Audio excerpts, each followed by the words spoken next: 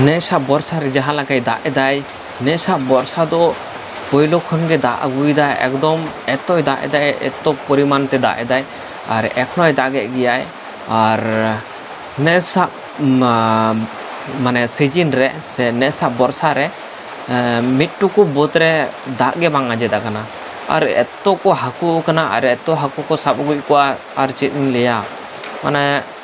और एमनी तेमा सब्जी को दाम को बढ़ाव कना और नोते हाको हो दमे को हाकू कना माठ रे और दिनम गे हड़ को हाकू को साब अगुई को और चेम लिया नेसा बाजार रे माने चेम लिया नेसा बाजार रे दो नेसा बर्षा प्रचुर प्रचंड बर्षा मेना एखनो पर्यन्त दाग एदाय तेहेन दो सेता खन गे दाग एदाय एकदम सेता खन झिणिक झिणिक झिणिक झिणिक लगाव कदाय नितो दो नितो आबार बेसी तारासिኝ कना नितो 5टा बजाक कना नितो आबार बेसी जोर एदाय एकदम माने न्यूट चावा कदाय प्रचुर प्रचंड दाग जरक कना दमे दाग एदाय नेसा बाजार रे दो बाñ बाड़ाया हड़ो चेद लेका हुयुआ तबे और पोका चेद लेका को आक्रमणा को ओनागे हा बांग लैयोग कना तबे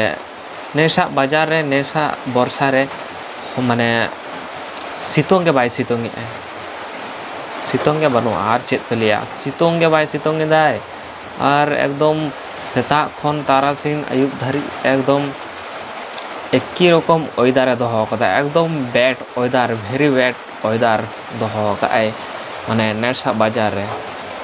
रे तो सितोंग गे बनुआ और बोत रे मा दाग गे मांग जेदो कना और एतो सांगिनी कोन दो गते नम दो पीरिल पीरिल तो को हाको कना को आरजी इन लिया आना बर्षा रे जहां दाग ले आय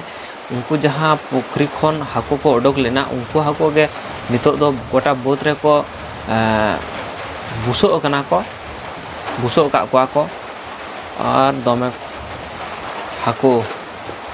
प्रचुर प्रचंड हाको को साबे को प्रचुर प्रचंड हाको कना को बोत करे और दाग तो बाय आंजेदो कनाय और पूरा एकदम चापे कना माने चापे दो बाय चापे कनाय दाग ने चेन लिया हड़ो बोत रे दाग गे बांग आंजेदो कना नेसा बाजार रे तो एटा एटा बर्षा करे दो नेसा बर्षा दो प्रचुर प्रचंड दाग एदाय और दागे ते हड़ को भागे कना जहाँ को डाही दिसम हड़ को और बीर दिसम जहाँ चाष को मेना तकवा उनको को खूब गे भागे कना अड्डी भागे कना इन्या जानते तो दागे ते उनको को चाष को हो बांचा कान तकवा और डाही दिसम बीर दिसम हड़ दो पे चांदो होना हड़ को एमा नोंका दाग कुड़ो इदीदा माने उनको हड़ को दो से खूब भागे गे हुयुआ और दाग कुड़ो इदीदाय भागे गे हुयुआ और आले सेद मा एमनी तेगे आले सेद मा दाग बाय टानावाय आले सेद मा माने अद्धेक माटियर अद्धेक बाली माने मेटांग माठ रे दो बाली हिना माने हल्का बाली टाइप हासा और मेटांग माठ रे दो आइठल हासा कना माने हेंदे माटियर हासा कना तो बुझ दाड़िया कना पे हेंदे माटियर हासा रे तीनो माने चेद लेका हड़ो हुयुआ चेद लेका हड़ो दारे को जोराय तो दाग दाग तेगे तेहेन दो आयुब केदाय एखनो दागे गिया हितो 5टा 16 बजा कना प्रचुर प्रचंड दाग एदाय तो नोआ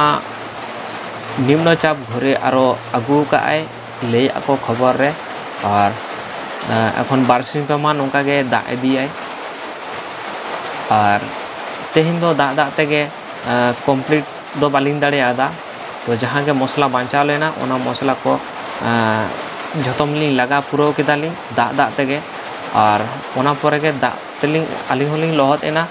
और कमप्लीट केदाली दिए तिरपल कोते ओना को दापाल बड़ा होइना ओड़ा लिंग ओड़ा रे कामी हुयो कना जुड़ा हुयो कना